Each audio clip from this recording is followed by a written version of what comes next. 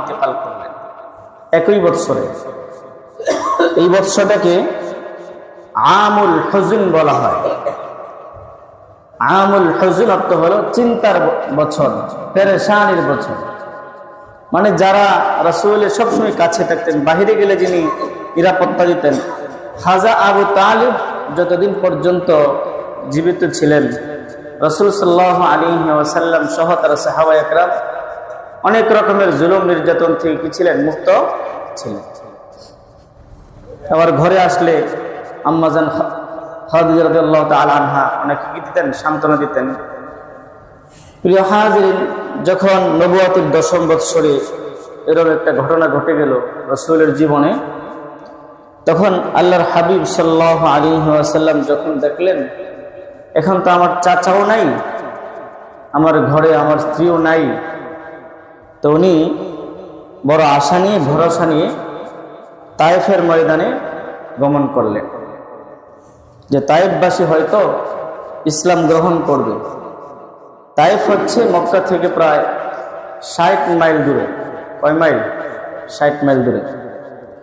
এখন তো আলহামদুলিল্লাহ বোঝাই যায় না যে কতটুকু দূরে, কারণ আপনি মক্কা থেকে গাড়িতে উঠবেন, যে গতিতে গাড়ি চলবে একবার তায়েফ পর্যন্ত একই গতিতে গাড়ি চলতে থাকবে।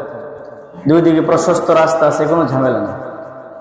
1450 বছর আগে কিন্তু এরকম ছিল না। প্রিয় হাজির, রাসূল আকরাম সাল্লাল্লাহু আলাইহি ওয়াসাল্লাম হযরত যায়েদ ইবনে হারিস রাদিয়াল্লাহু তাআলা আনহুকে সঙ্গী বানিয়ে তায়েফের ময়দানে গমন করলেন।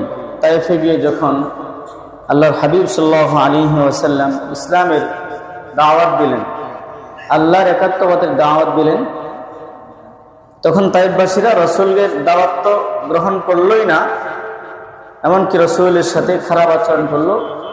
রাসূলকে খুব কঠিন ভাষায় বলে গেল, যত তাড়াতাড়ি পারো তায়েফ থেকে পলায়ন করো, তায়েফ ছাড়ো।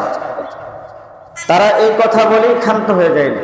রাসূল সাল্লাল্লাহু আলাইহি ওয়াসাল্লাম তায়েফ ছেড়ে চলে যাচ্ছেন, কিন্তু রাসূলের পিছনে বখাটে যুবক, উচ্ছৃঙ্খল যুবকদেরকে লেলিয়ে দিল। এক তো রাসূলকে বিভিন্ন রকমের কথা বলতো, আজে বাজে কথা বলতে থাকতো, সাথে সাথে পাথর নিক্ষেপ করতো। হযরত যায়েদ ইবনে হারিস রাদিয়াল্লাহু তাআলা আনহু উনি ওনার সর্বোত্তম দিয়ে রাসূল সাল্লাল্লাহু আলাইহি ওয়াসাল্লামকে নিরাপত্তা দেওয়ার, এই পাথর নিক্ষেপ থেকে, আক্রমণ থেকে রক্ষা করার চেষ্টা করেছেন। তারপরও রাসূল সাল্লাল্লাহু আলাইহি ওয়াসাল্লামের গায়ে শরীর এত রক্তাক্ত হয়েছে, রক্ত ঝরতে